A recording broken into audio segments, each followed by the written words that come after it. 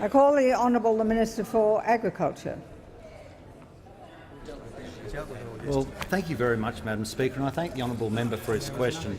And today, more than most days, it's a great pleasure to be able to talk about how this government is bringing forward a form of food labelling which is both diagrammatic, that properly represents in a diagram, so by a glance we can see where the food came from, that it is simple to understand, that it deals with proportionality, Madam Speaker, so that what's actually in the package is represented as proportion, and it's compulsory.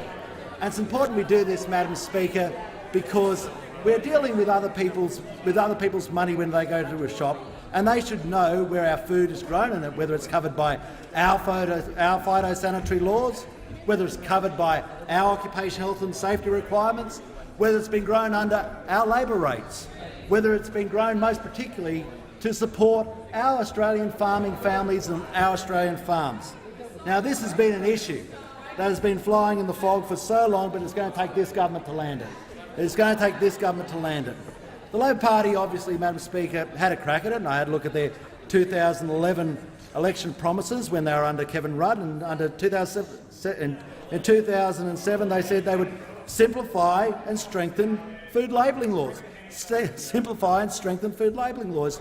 But they haven't had much luck, Madam Speaker, because I look on my emails today and there are 22,000 emails there, 22,000 saying they haven't done it. And they're relying on this government to deliver, because they realise that the other government has failed.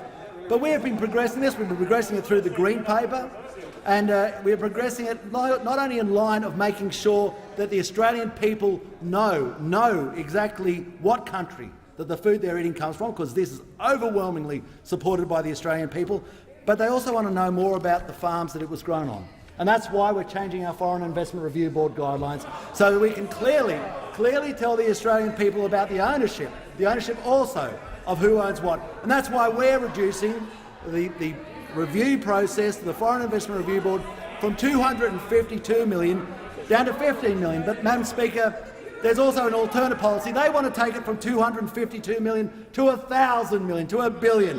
And the Shadow Minister for Agriculture, the member for Hunter, said that he'd debate me any time, any place.